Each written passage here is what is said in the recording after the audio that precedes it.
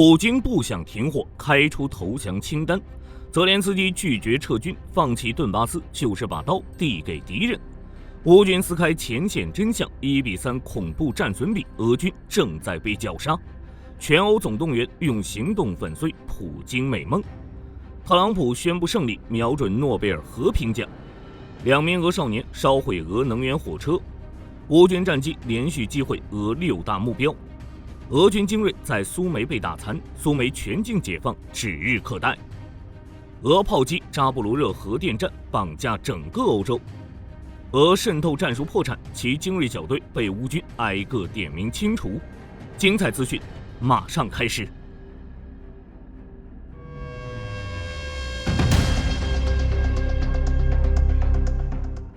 你想把阿拉斯加送给普京，但我绝不会放弃乌克兰领土。虽然这是玩笑，但清楚地表明了泽连斯基的态度。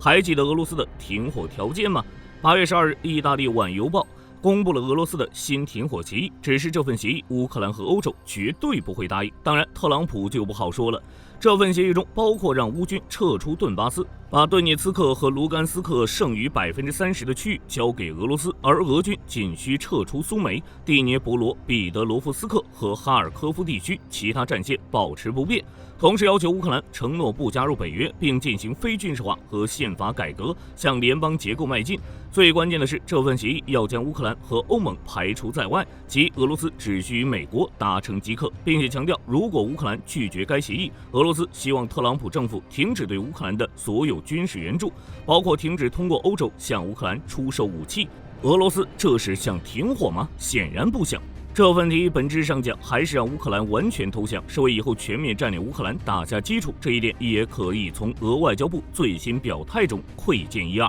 8月13日，俄罗斯外交部表示，俄罗斯不会在顿涅茨克、卢甘斯克、赫尔松和扎波罗热地区做出领土让步，这4州已经是俄罗斯领土，已经载入俄罗斯宪法。火力军就笑笑不说话，一个侵略国与不相干的第三国商讨如何处理被侵略国，用乌克兰的领土交换乌克兰领土，真亏俄罗斯想得出来。目前俄罗斯正寄希望于特朗普帮助俄罗斯拿到战场上拿不到的乌东4州这个最低战略目标，那特朗普有这么大的能耐吗？只要美军不下场，显然是没有的。俄罗斯的和平协议直接被拒绝。泽连斯基明确表示拒绝割让领土投降，强调不会给俄罗斯再次分裂乌克兰的机会。而在其最新的表态中，泽连斯基还表示乌克兰不会离开顿巴斯。他说，顿巴斯对俄军而言是未来新攻势的跳板，若是放弃顿巴斯，乌军在这里的防御工事高地就会成为俄军打向扎波罗热、第聂伯罗、彼得罗夫斯克和哈尔科夫的利刃。同时，泽连斯基强调，休整后的俄罗斯很快将再次进攻乌克兰，乌克兰也绝不会接受任何没有乌克兰参与的会谈结果。此外，泽连斯基还在讲话中陈述了前线战斗的惨烈状况。他表示，俄罗斯如今在接触线的损失大约是乌军的3倍，若是把所有失踪人员归于阵亡，俄军当天的死亡人数是乌军的5倍多，火炮战损比则为1:2.4，FPV 无人机为1:1.4。从泽连斯基介绍的数据不难看出，俄军正以数倍于乌军的战损快速消耗着，而这种不计代价的攻击绝对持久不了。俄罗斯资源不是无限的，更何况乌克兰已和欧洲开始了频繁的联合行动。除此前欧洲26国发表的联合声明，以及欧盟主席和欧洲理事会主席、北约秘书长、欧洲领导人、特朗普团队以及自愿联盟都会举行的会晤外，突发消息称，泽连斯基还正在德国进行访问。虽然暂不清楚抵达德国的泽连斯基会为乌克兰争取到什么筹码，但如今德国的军工巨头莱茵金属公司已表示，将在2026年扩充弹药工厂，把提供给乌克兰的武器翻番。据悉，等计划完成后，其预计每年可生产30万枚155毫米炮弹。与此同时，在美俄会谈这个关键时刻，欧洲变得十分团结，如人口只有185.7万的拉脱维亚都宣布拿出200万欧元紧急支援乌克兰，又或是永久中立国瑞士宣布跟进欧盟的第18轮制裁方案，加大对俄罗斯的封锁。据悉，瑞士已将俄石油的价格上限降至每桶47.60美元，并禁止被冻结的俄资产过境该国。这是欧洲发出的最强音，也是乌克兰欧洲向特朗普表明的态度。精于利益的特朗普是该好好算一算支持谁了。目前乌克兰提出的结束战争要求分别是：一，在任何领土谈判之前实现持久停火，不在边界上做出让步，不从顿巴斯撤军；二，乌克兰获得加入北约、欧盟的安全保障，持续获得军事援助，不强制进行非军事化；三，俄罗斯必须支付5000亿到1万亿美元的战争赔款，优先使用冻结的俄罗斯资产支付数千亿美元的赔偿金；四，遣返所有被绑架儿童和战俘；五，不解除对俄罗斯的制裁，维持并加强制裁，防止其重组。可以看出，乌克兰的条件很简单，先就地停火，冻结前线，然后谈判。但其与俄罗斯停火条件依旧存在根本性矛盾，这也是火力军并不看好阿拉斯加会谈的原因之一。既然俄罗斯条件没变过，又与乌克兰条件存在根本性矛盾，那特朗普为什么会答应与普京会面，让俄罗斯轻松化解最后通牒的制裁呢？原因很简单，答应之后，美俄领导人都可以宣布自己胜利，至于能不能达成协议已经不重要了。如俄罗斯成功避免了最后通牒的制裁，外交上取得重大胜利，暗示美国与自己站在了一起。而特朗普也可宣布获得重大胜利，因为与普京的会面是前任拜登做不到的。同时，据《金融时报》的披露，若是阿拉斯加会谈能达成协议，且乌克兰最后接受，那之后美国将和俄罗斯达成一项价值数十亿美元的经济协议。该协议将允许美俄共同开发俄罗斯在北极掌握的资源。相关消息虽有待进一步确认，但可能性还是很大的。而且为了安抚欧洲和乌克兰，特朗普还于8月13日与部分欧洲领导人和泽连斯基举行了虚拟峰会，同意了除泽连斯基外，任何人都不应就有关领土问题进行谈判，并且不会在会谈期间参与任何领土互换计划。此外，特朗普也再度警告俄罗斯，如果俄罗斯不停止对乌克兰的战争，将面临非常严重的后果。真是换汤不换药啊！没错，此次特朗普依旧没有详细说明，如果俄罗斯不停战会面临怎样的后果。但彭博社援引美国财政部长贝森特8月13日的话报道称，美国可能会根据阿拉斯加会谈的结果增加或放松对俄罗斯的制裁。最后，特朗普促成阿拉斯加会谈还有一个重要原因，就是特朗普要冲击诺贝尔和平奖了。特朗普身为美国总统，上任半年多，特朗普家族资产增加36亿美元，权力、金钱都有了，他现在可能急需一个美誉和名声，而诺贝尔和平奖就是一个契机。8月13日，白宫公布了支持特朗普获得诺贝尔和平奖提名的外国领导人名单，其中包括亚美尼亚总理阿塞拜疆总统、柬埔寨总理加蓬总统、以色列总理、巴基斯坦政府以及卢旺达外长。但现在乌克兰和欧洲态度强硬，就是不知道这个奖特朗普能不能顺利拿到手。总之，火力军已经想象到阿拉斯加会谈后，特朗普一定会说自己又赢了。现在就让我们看看阿拉斯加这场表演能弹出什么花来吧。战场方向随着美俄会谈的临近，俄乌的战场争夺反而更加激烈。8月13日夜间，俄军发射2枚导弹和49架无人机打向乌克兰各地，乌防空部队紧急启动拦截，最终成功拦截了所有来袭导弹和32架无人机。未被拦截的17架俄军无人机造成乌克兰15个地区受损，详细战况有待进一步披露。不过这2天空袭中，俄军再次偷袭了乌克兰的军事训练场。虽然乌军及时做出反应，但俄军集束弹药的袭击仍导致1名士兵阵亡，另有23人受伤。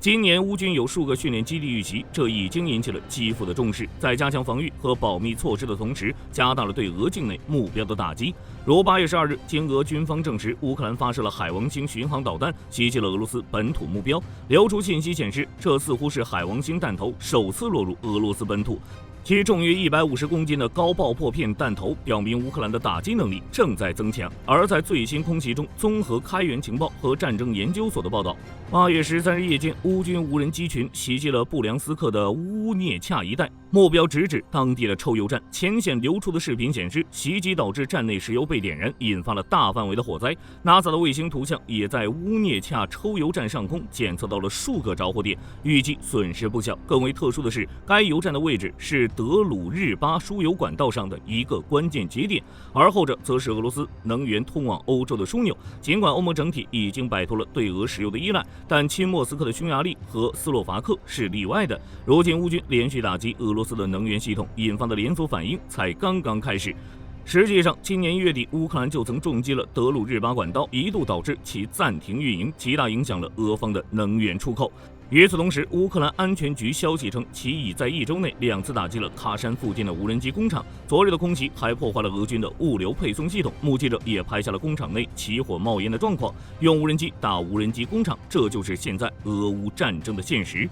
值得注意的是，时隔数月，俄罗斯境内再次发生了青少年向俄军目标纵火的案件。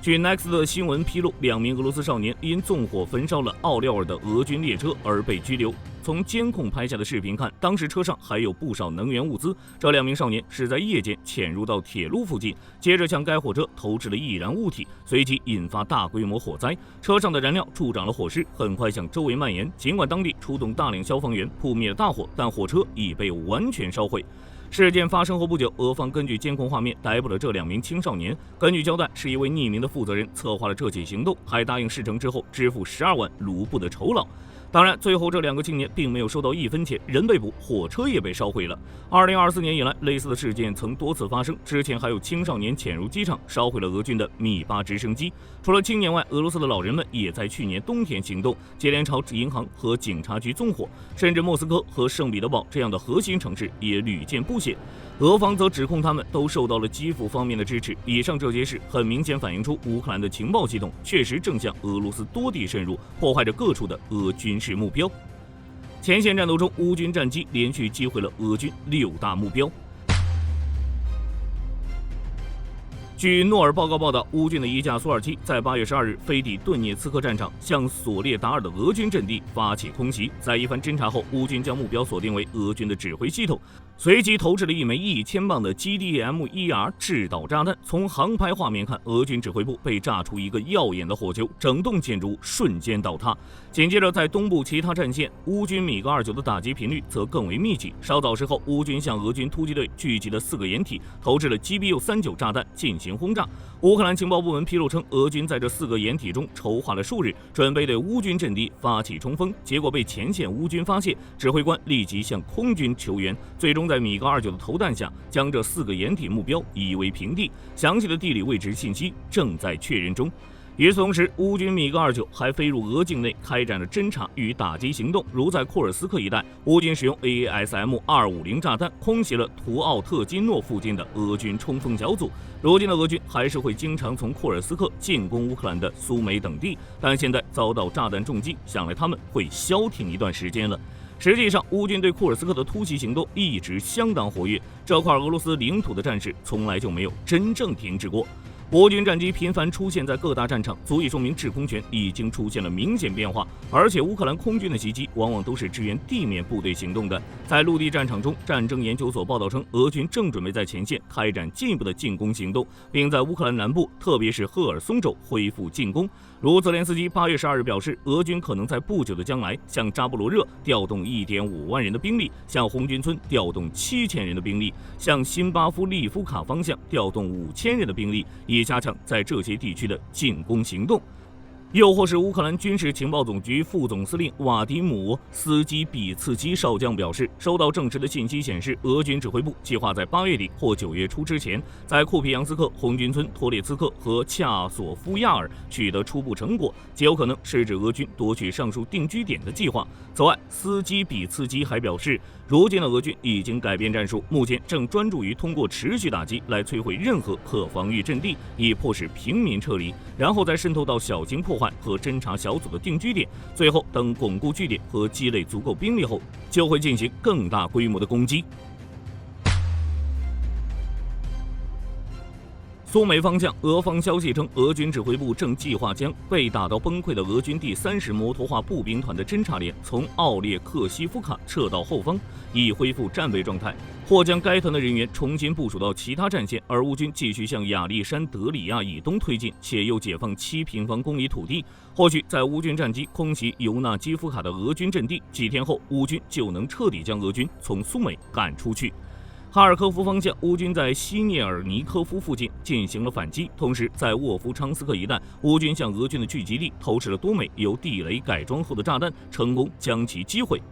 霍比扬斯克方向，俄军目前正以1到3人小队分散寻找乌克兰防御的薄弱点，等找到后就会进行侦察，并将数据后传至俄军火炮和无人机部队，然后进行覆盖式的远程打击。该方向作战的一名乌军军官报告说，俄军仗着人数优势，正通过不同的战术发起进攻，其中包括使用无人机打击乌军后勤，并使用轻型车辆、装甲车进行攻击等。与之相对的，乌军也在通过空中力量对俄军后勤进行打击。如昨夜，乌军空袭了卢甘斯克的油站，当时旁边还有一辆俄军的弹药车，所以袭击还引发了威力不小的2次爆炸，造成多名俄军的伤亡。其实，在俄方宣布完全控制卢甘斯克后，乌军的炮击就一直没停，之前甚至动用暴风阴影导弹打掉了该方向的俄军指挥部。红军村方向，俄军渗透小组虽然成功进行了渗透，但由于孤军深入，其处境十分危险，而且俄军尚未增援和巩固多布罗皮利亚东部和东北部的阵地，而且据乌总参谋部发言人安德烈科瓦廖夫表示，俄军在该方向负责渗透的3个小队已经被消灭了2个，第3个也即将被清除完毕。但科瓦廖夫也表示，目前乌军仍需要清除渗透到多布罗皮利亚东北部的韦瑟勒卢比日内、库切里夫亚尔以及多布罗皮利亚以东布维尔内的俄军小组，详细战况有待进一步披露。不过，俄军使用无人机和远程火炮不断袭击乌军近后方，严重阻碍了乌军在红军村和多布罗皮利亚之间的战术行动以及当地居民的撤离工作。红军村市军事管理局局长谢尔盖·多布里亚克8月12日表示，超过1300名乌克兰平民被留在了红军村，其因俄军对进入道路的封锁打击，致使平民只能步行前往疏散车辆，甚至有些根本撤离不了，生活也无法得到保障。鉴于这种情况，顿涅茨克州行政首脑瓦迪姆·费拉什金8月13日宣布，将从多布罗皮利亚正北、西北和西部的定居点强制疏散有孩子的家庭。顿涅茨克州普罗利斯卡人道主义任务负责人叶夫亨特卡乔夫8月13日指责俄军称，其正在对试图从科斯季扬季尼夫卡地区撤离的乌克兰人进行光纤无人机袭击，俄军是否会因此收手？更多详细情况，火力军将持续关注。乌南战场扎波罗热方向8月13日发布的地理定位镜头表明，乌军最近在斯特普诺希尔斯克南部推进。一名乌军旅发言人报告说，乌军在马拉托克马奇卡附近击退了俄军的机械化进攻，摧毁了1辆坦克、4辆越野车和4辆摩托车，并损坏了数辆不详的步兵战车和装甲运兵车。该发言人指出，俄军在机械化攻击前几天增加了火炮和非制导炸弹打击，同时保持了高强度的 FPV 无人机打击，企图消耗乌军的有生力量，但从现在的结果看来，还是乌军技高一筹。与此同时，据乌克兰南方作战部确认，乌军在过去24小时内击毁了俄军一套 BUK-M3 山毛榉防空系统。此外，路透社报道称，8月13日，扎波罗热核电站的上空飘起浓烟。乌克兰能源部随后发布报告，指责俄军在8月10日的炮击中打向了扎波罗热核电站的外部危机处理中心。值得注意的是，该中心恰恰是用来监测核辐射状况的，是核电站的核心部分。基辅方面由此指责俄罗斯是不负责任的核政策，并警告称，任由俄军打击下去会对整个欧洲构成风险。俄方则反过来指控是乌军的无人机袭击了核电站，目前尚没有看到附近的辐射值发生变化。实际上，扎波罗热核电站的归属一直是俄乌双方争夺的重点，这也是历次和谈的一部分。2022年俄乌战争爆发之初，俄军就占领这块本来属于乌克兰的核电站，并被指控在里面囤积了武器。俄罗斯还多次拒绝国际原子能机构进入核电站的多处关键区域，所以安全隐患始终如影随形。而基辅方面则一直要求莫斯科归还扎波罗热核电站，但后者已将其列为俄罗斯资产。一如那些暂时被占领的乌克兰土地一样，对俄罗斯在核电站的问题上的强硬态度，相关人士分析认为，俄罗斯已将其视作了和北约谈判的筹码。毕竟时至今日，欧洲还是对切尔诺贝利核电站的事故心有余悸。继续往南走，斯基比茨基少将继续指出，俄军最近开始对赫尔松市进行密集炮击，以迫使当地人撤离。如赫尔松州军事管理负责人奥列克桑德·普罗库丁8月13日报告称，俄军在赫尔松市东北部别里斯拉夫的 T0403高速公路沿线对一辆民用车辆进行了无人机袭击，造成2名平民死亡。战争研究所分析认为，俄军可能正准备对赫尔松市和西岸赫尔松州进行渗透行动，是在即将恢复的大规模行动做准备。不过，火力军觉得俄军要对赫尔松市和赫尔松州西岸重新采取大规模进攻行动，那必然需要向该地区重新部署大量部队和船只，以渡过第聂伯河，并建立和守住桥头堡。但俄军现在还有这个实力吗？好了，本期节目到这里就结束了。大家是如何看待美俄会谈和俄军要恢复南部战场攻势的？欢迎在评论区留言讨论。我是火力军，下期再见。好的，各位观众，今天给大家推荐一款 T 恤，不仅超有态度，还堪称性价比之王。首先，它超级轻，拿在手上轻飘飘，穿上身更是零负担，舒服到让你忘了它的存在。其次，面料剧透气，就像会呼吸一样，就算在外面跑一天，也能保持干爽，彻底告别黏腻感。最关键的是，价格真的让我惊掉下巴，仅需很少的钱，你就能拥有这份清爽。质量和舒适度绝对远超这个价位，闭着眼入都不亏，多买几件换着穿也毫无压力。链接已经给你们上了，这种宝藏 T 恤手慢无，赶紧去抢。